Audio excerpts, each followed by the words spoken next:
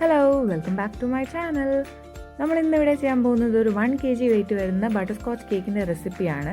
അതിന് വേണ്ടിയിട്ട് ഞാൻ ആദ്യമായിട്ട് ഒരു ക്ലീൻ ആയിട്ടുള്ള ഒരു ബൗളിലേക്ക് 1 കപ്പ് മൈദ ഇട്ട് കൊടുക്കുന്നുണ്ട്. കൂടെ തന്നെ 1 ടേബിൾ സ്പൂൺ കോൺഫ്ലവറും 1 ടീസ്പൂൺ ബേക്കിംഗ് പൗഡറും 1/4 ടീസ്പൂൺ ബേക്കിംഗ് സോഡ ഇട്ടിട്ട് നന്നായിട്ട് തന്നെ അരിച്ചെടുക്കാം. ഞാൻ ഒരു വട്ടം അരിച്ചിട്ട് നന്നായിട്ട് മിക്സ് ചെയ്തിട്ട് ഇത് മാറ്റി വെച്ചിട്ടുണ്ട്. ഇനി വേറൊരു ബൗളിലേക്ക് നമുക്ക് 4 കുഞ്ഞു മുട്ട പൊട്ടിച്ചൊഴിച്ച് കൊടുക്കാം. അതിലേക്ക് 1 പിഞ്ച് ഉപ്പും 1/2 ടീസ്പൂൺ വെനില എസൻസും 1/2 ടീസ്പൂൺ ബട്ടർസ്കോച്ച് എസൻസും ചേർത്തിട്ട് നന്നായിട്ട് തന്നെ മിക്സ് ചെയ്യാം. മുട്ട ഒന്ന് പതഞ്ഞു തുടങ്ങുമ്പോൾ അതിലേക്ക് നമുക്ക് 1 കപ്പ് പൊടിച്ച പഞ്ചസാര 2-3 തവണയായിട്ട് ചേർത്ത് കൊടുത്ത് നന്നായിട്ട് ഫ്ലഫി ആവുന്നവരെ ബീറ്റ് ചെയ്തെടുക്കാം. അതിനുശേഷം ഇതിലേക്ക് 1/4 കപ്പ് സൺഫ്ലവർ ഓയിൽ ചേർത്തിട്ട് ചെറുതായിട്ടൊന്ന് മിക്സ് ചെയ്തിട്ട് നമ്മൾ എടുത്ത് വെച്ചിരുന്ന ഡ്രൈ ഇൻഗ്രീഡിയൻസ് ഇതിലേക്ക് ചേർത്ത് കൊടുത്ത് തുടങ്ങാം. നമ്മൾ എടുത്ത് വെച്ചിരിക്കുന്ന ഫുള്ള് മാവ് ഒരുമിച്ച് ചേർത്ത് കൊടുക്കാതെ 2-3 പോർഷനായിട്ട് ചേർത്ത് കൊടുക്കണം. അതിൻ്റെ കൂടെ തന്നെ 1/4 കപ്പ് ഇളം ചൂടുള്ള പാൽ കൂടി ചേർത്തിട്ട് നമുക്ക് മിക്സ് ചെയ്തെടുക്കാം. നമ്മൾ എടുത്ത് വെച്ചിരുന്ന ഡ്രൈ ഇൻഗ്രീഡിയൻസും പാലും മൊത്തം ചേർത്ത് കൊടുത്ത് നന്നായി മിക്സ് ചെയ്ത ശേഷം നമ്മുടെ ബാറ്റർ ഒരു റിബൺ കൺസിസ്റ്റൻസിയിൽ വരും.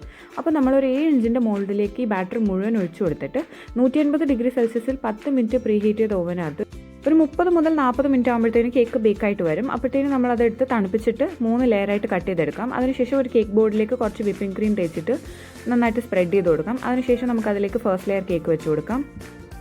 ഇനി ഈ ലെയറിന് നമുക്ക് ഷുഗർ സിറപ്പ് ഒഴിച്ച് നന്നായിട്ട് വെറ്റ് ചെയ്തെടുക്കണം. അതിനുശേഷം നമുക്ക് വിപ്പിംഗ് ക്രീം വെച്ച് കൊടുക്കണം. ഞാൻ പൈപ്പിംഗ് ബാഗിലാക്കിയിട്ടാണ് വെച്ച് കൊടുക്കുന്നത്. വേണമെങ്കിൽ നിങ്ങൾക്ക് ഡയറക്റ്റ് ആയിട്ടും വെച്ച് കൊടുക്കാവുന്നതാണ്. ഇതാണ് എനിക്ക് കുറച്ചുകൂടി എളുപ്പമായിട്ട് തോന്നിയിട്ടുള്ളത്. ഇനി ഇതിൻ്റെ ഫില്ലിങ്ങിനായിട്ട് ഞാനിവിടെ ചോക്ലേറ്റ് ഗനാഷ് എടുക്കുന്നുണ്ട്. വൈറ്റ് ചോക്ലേറ്റ് ഗനാഷാണ് എടുത്തിട്ടുള്ളത്. അതിൻ്റെ കൂടെ തന്നെ കാരമലൈസ് ചെയ്ത കുറച്ച് നട്ട്സ് കൂടി ഇട്ട് കൊടുക്കുന്നുണ്ട്. അതിനുശേഷം സെക്കൻഡ് ലെയർ വെച്ചിട്ട് നമുക്ക് ഇതുപോലെ തന്നെ സെയിം പ്രൊസീജിയർ ഒന്നും കൂടി റിപ്പീറ്റ് ചെയ്യാം.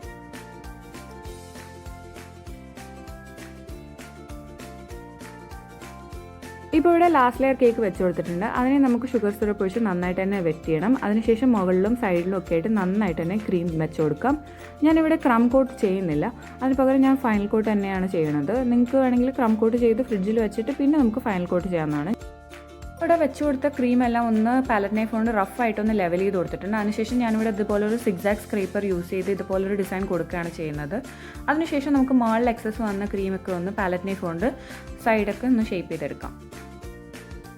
ഇനി ഇതിൻ്റെ മുകളിലൊരു ചെറിയ ഡിസൈൻ കൊടുക്കാൻ വേണ്ടി ഞാൻ ഇതുപോലെ ഒരു ബ്രഷാണ് യൂസ് ചെയ്യുന്നത്. അതിനുശേഷം ഞാൻ 1mm എന്ന് പറഞ്ഞ നോസിൽ എടുത്തിട്ട് മുകളിൽ റോസറ്റ്സ് വരച്ചു കൊടുക്കുകയാണ്. കേക്കിൻ്റെ ഡെക്കറേഷൻ വീഡിയോ ഞാൻ ഡീറ്റെയിൽ ആയിട്ട് പോസ്റ്റ് ചെയ്തിട്ടുണ്ട്. അതിൻ്റെ ലിങ്ക് ഞാൻ ഡിസ്ക്രിപ്ഷൻ ബോക്സിൽ കൊടുത്തിരിക്കാം. അത് കാണാത്തവരൊന്ന് കണ്ടു നോക്കണേ. നമുക്ക് ഇഷ്ടമുള്ള രീതിയിൽ നമുക്ക് ഈ കേക്കിനെ ഡെക്കറേറ്റ് ചെയ്തെടുക്കാവുന്നതാണ്. വേണമെങ്കിൽ ഫുള്ളായിട്ട് ഇതുപോലെ റോസറ്റ്സ് മാത്രം കൊടുത്തിട്ട് ഡെക്കറേറ്റ് ചെയ്തെടുക്കാം.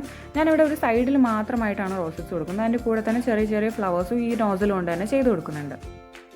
ഇതുപോലത്തെ കേക്കിൻ്റെ റെസിപ്പി വീഡിയോയും ഡെക്കറേഷൻ ഐഡിയാസും ഒക്കെ നിങ്ങൾക്ക് ഇനിയും കാണണമെന്നുണ്ടെങ്കിൽ എന്നെ കമൻറ്റ് ബോക്സിൽ അറിയിക്കൂ. നിങ്ങൾക്ക് എൻ്റെ വീഡിയോ ഇഷ്ടപ്പെട്ടിട്ടുണ്ടെങ്കിൽ ലൈക്ക് ചെയ്യാനും ഷെയർ ചെയ്യാനും സബ്സ്ക്രൈബ് ചെയ്യാനും മറക്കല്ലേ. Thank you for watching.